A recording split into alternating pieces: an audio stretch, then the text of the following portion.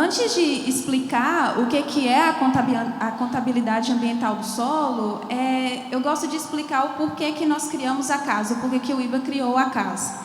Então, a CAS, ela veio a partir da missão do IBA, né, de construir uma agricultura sustentável no Brasil, uma agricultura regenerativa. E para isso, né, existem vários caminhos, né, eu coloquei essa foto aqui porque ela tem vários caminhos aqui para ilustrar isso, mas nós resolvemos começar pelo solo, porque a gente entende o solo como a base da agricultura e nós entendemos o solo também como um recurso vivo, né, o que já foi falado aqui em todas as palestras, e é um recurso que ele, de acordo, né, pelas práticas da agricultura convencional, ele tem se esgotado. Então, a CAS ela veio para a gente entender melhor esse solo, para além da análise química, porque ela sozinha não é suficiente.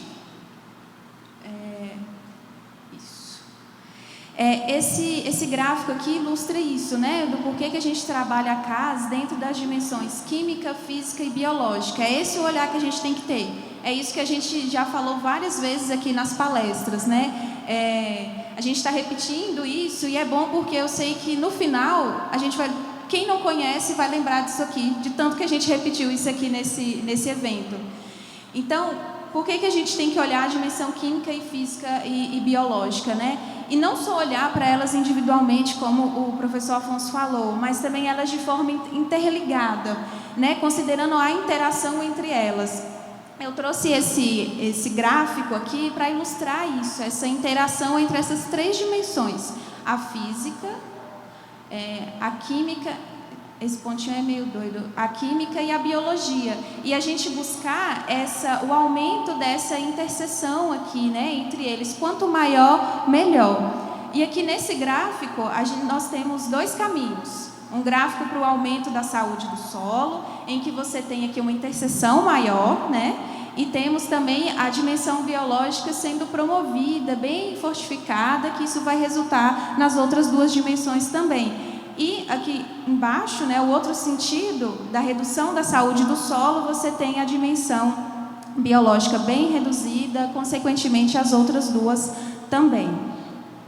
E por que isso é importante, né? E já foi muito falado aqui nas apresentações, né? Esse gráfico aqui de um artigo que eu trouxe, ele fala exatamente o que a gente já viu aqui nas outras palestras, que a gente tem de resultado aqui no Brasil, que a busca por esse aumento da saúde do solo, pensando nas três dimensões do solo, vai trazer uma maior resiliência para as culturas frente às mudanças climáticas. Porque o solo, quando ele tem uma alta qualidade, ele vai fornecer aqueles serviços ecossistêmicos que a gente já falou aqui também para as culturas.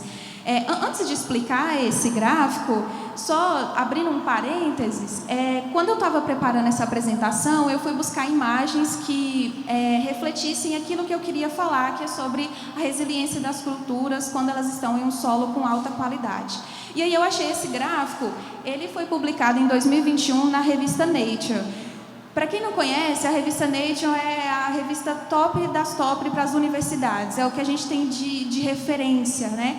E isso aqui foi publicado por pesquisadores lá da China, com um banco de dados que ele tem de anos de análises, com culturas commodities, né? Com trigo, com arroz, com milho.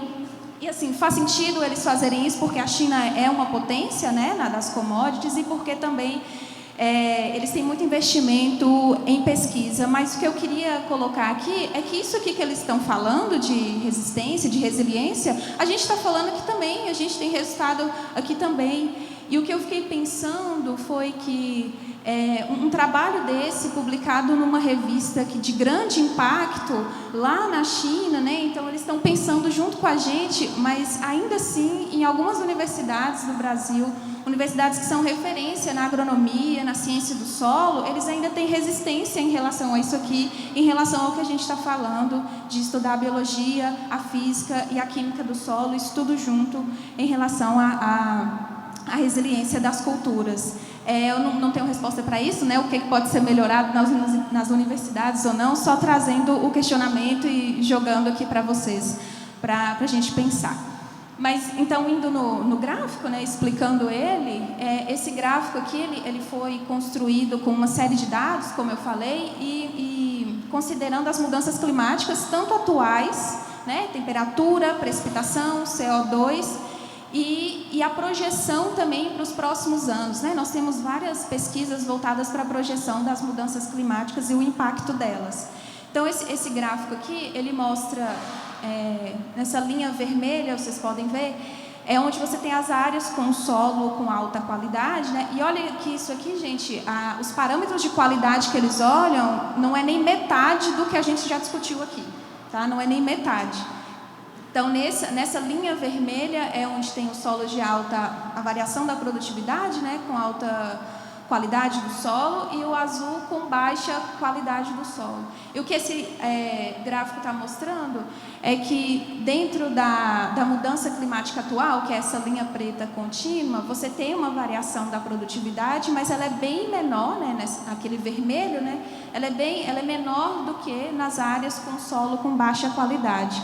E quando você olha isso em relação às mudanças climáticas futuras, né, que é esse pontilhado, vai ter uma variação da produtividade por conta dessas mudanças, mesmo dentro das áreas com alta qualidade do solo, mas é uma variação bem menor comparado com o azul aqui pontilhado, que é para as áreas com baixa qualidade. Então, isso aqui para ilustrar, é um gráfico que foi produzido a partir de uma série de dados, tá?